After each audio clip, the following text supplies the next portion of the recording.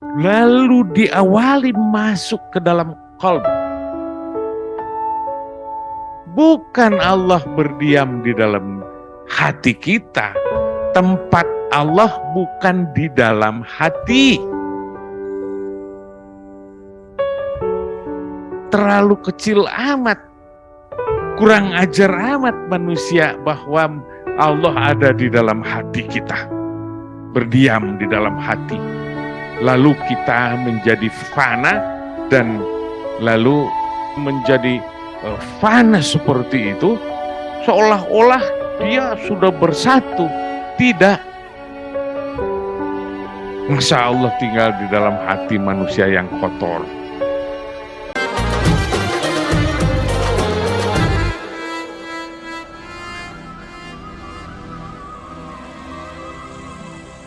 Baik, ada pengalaman-pengalaman. Kalau di Banten disebutnya banyak para, tidak banyak,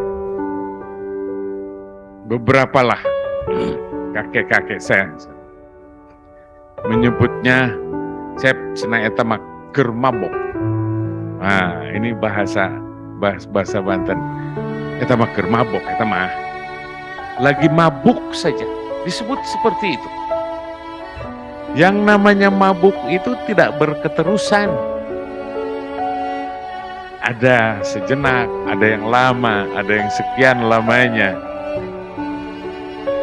Lalu dia jadi lagi seperti biasa lagi, ada di dalam penuh di dalam kesadaran.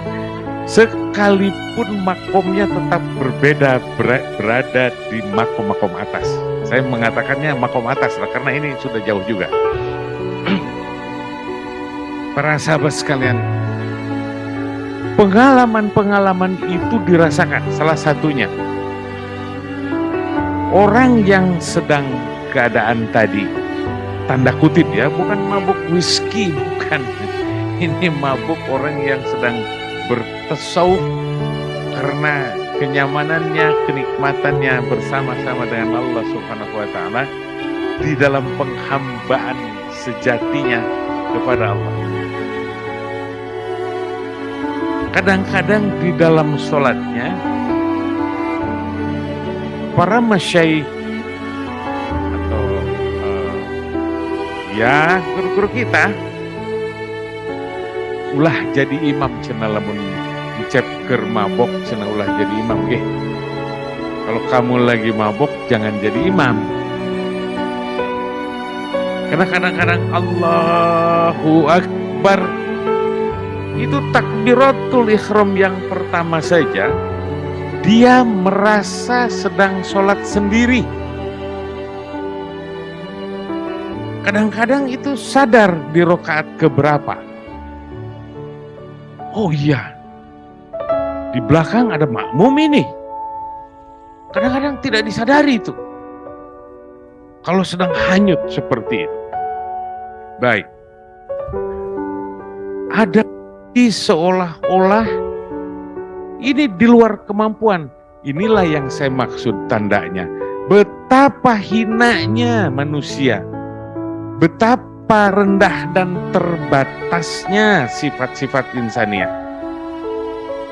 Dia lupa di dalam kemabukannya kepada Allah Ta'ala itu, rukunya itu 2-3 kali, 4 kali ruku lagi, sami Allah liman hamidah, ruku lagi.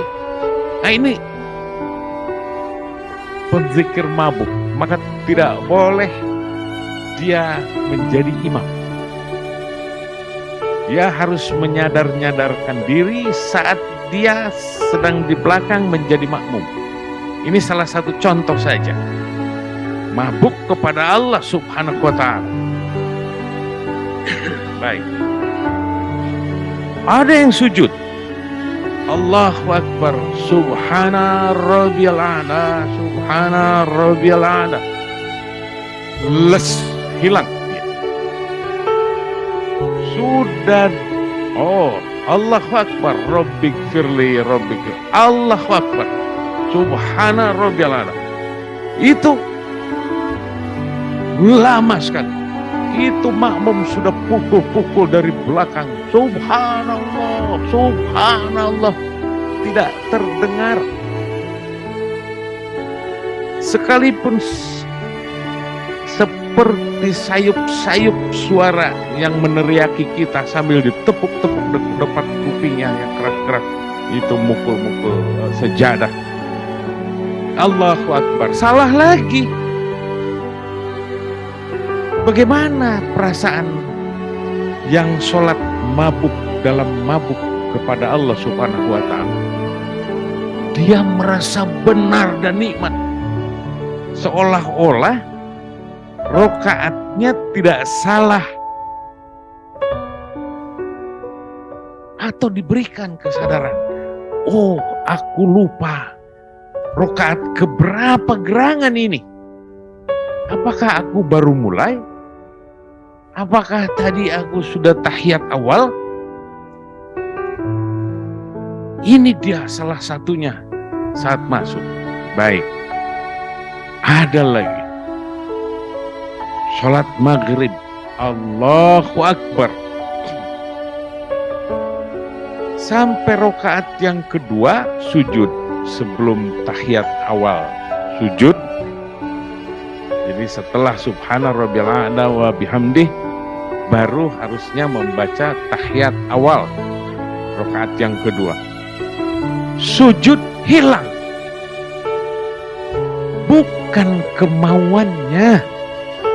Bukan dibuat-buat. Lalu dibangunkan. Anaknya bangunkan, "Papa, papa." Atau bertanya, istrinya bertanya, "Papa kemana?" Ada tadi sholat di kamar. Lalu dibangunkan, "Papa, papa, bangun." Kedengaran itu, sayup-sayup, "Papa." Allahu Akbar, at-tahiyatul mubarakatus salawat. Salam setelah itu. Sahabat sekalian, tahukah itu jam 9:30 malam? Berarti sujudnya tiada terasa. Terus dia dalam keindahan dan kenikmatan yang Allah berikan. Bukan kemauannya. Keinginan berdekatnya, ya. Tapi saat di dalam keadaan yang seperti itu, bukan kemauan kita. Allah pula yang membuatnya. Apakah takut salah? Tetap dilakukan sujud sahwi karena syariat menuntunnya begitu. Dalam keadaan yang seperti ini, katakanlah saya dengan bahasa kejahatan, saya menyebutnya fana misalnya. Mohon ampun kepada Allah Subhanahu wa Ta'ala. Tetap takut. Takut yang tadi itu syariatnya menyimpang. Karena di dalam setiap tahapan yang dirasakan adalah dikhawatirkan ada kesalahan. Apalagi penilaian diri. Baik. Allah menjubahkan, Allah mencahayakan hasil Allah, bukan kita. Sekali lagi, hasil Allah menjadikan orang yang berthariqah itu gagah di dalam riyadhah, tanda kutip gagah, kata manusialah atau kata diri kita, seolah-olah kita gagah. Saya mohon ampun kepada Allah Ta'ala memakai bahasa itu saja. Saya tidak tahu bahasanya yang lain. Diberikan kerajinan, bukan gagah lah. Allah yang menjadikannya rajin. Sehingga menemui di perjalanan keadaan yang dirasakannya seperti itu. Bukan kita. Lalu diawali masuk ke dalam qalb. Bukan Allah berdiam di dalam hati kita. Tempat Allah bukan di dalam hati. Terlalu kecil amat.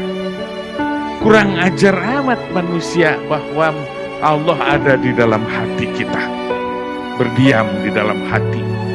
Lalu kita menjadi fana dan lalu menjadi fana seperti itu, seolah-olah dia sudah bersatu.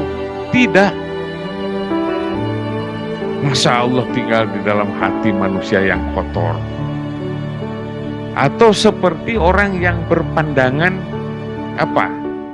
Mohon maaf, ini mungkin ada di dalam agama lain bahwa Nabiullah Isa alaihissalam itu katanya Allah yang turun. Karena Allah Anak, Allah Bapa dan Roh Kudus jadi satu. Tidak begitu. Kalau kita merasakan ada seolah-olah kita ada Allah di dalam diri kita dan bersatu pula ada di dalam hati, berarti mujassimah, ada tempat tinggalnya. Apa bedanya dengan menyebut alal arsy istawa, ada di atas arsy? Bagaimana? Tidak begitu. Jadi lebih besar kepada apa bahasanya? Lebih besar kepada Allah mencahayakannya ke dalam hatinya, sehingga dengan segala kelemahan sifat kemanusiaannya,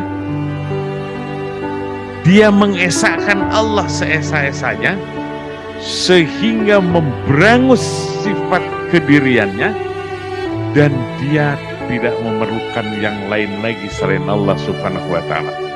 Itu pun dengan segala kelemahan, sehingga kita menjadi bisa seperti itu. Tanda kutip di dalam ilmu tasawuf, maka para masyaikh kita terdahulu menyebutnya eta mah cenah keur mabok. Nah, itu dia. Jadi dalam keadaan seperti itu, nggak ada yang lain, semua Allah saja. Bukan kita bersatu. Mungkin kalau ditanya dirinya juga, kalau sudah terlalu jauh mungkin ngaku seperti itu juga. Tapi tidak begitu. Kita makhluk adalah makhluk, Allah adalah tetap pencipta kita. Sahabat sekalian, tahapan tentang pengalaman ke arah sana itu banyak yang dialami. Ada yang disikapinya dengan kediriannya dengan tangis, ada karena kesadarannya atas diri. Ada yang disikapinya tentang kekagumannya yang menghunjam di dalam dada. Betapa keagungan Allah Subhanahu wa Ta'ala tiada terhingga. Keadaan yang seperti itu pun masih tetap harus dibimbing oleh seorang mursyid. Jadi betapa sang mursyid ini bukanlah yang disebut orang yang ahli bermain-main tentang kata-kata.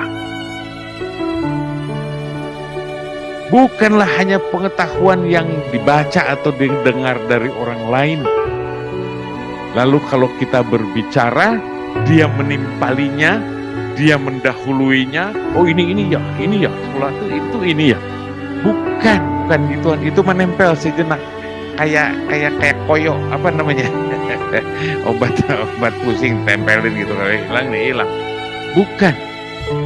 Tetapi pengalaman yang dirasakannya, sehingga dia sangat berhak sekali berbicara tentang keadaan itu. Jadi persalik yang berjalan di arah sana masih tetap harus ada di dalam bimbingan. Mengapa gerangan? Karena dia berkait dengan ilmu dan keimanan. Keimanannya bertambah jelas. Keyakinannya sudah pasti. Tetapi tipis sesuatu bisa menjadikan seseorang menjadi kafir, seolah-olah dia bersatu, hulul. Tidak begitu. Allah ada di dalam hati, tidak begitu.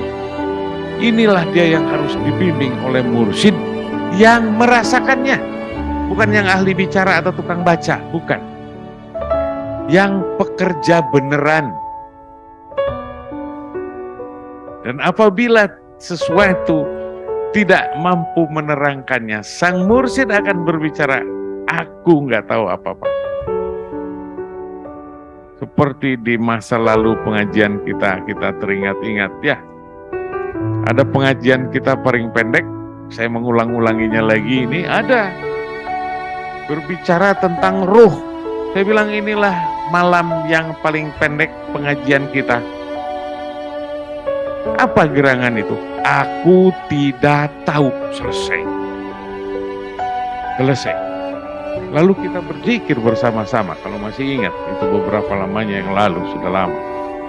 Ini dia para sahabat sekalian. Apa-apa tetap harus di dalam bimbingan.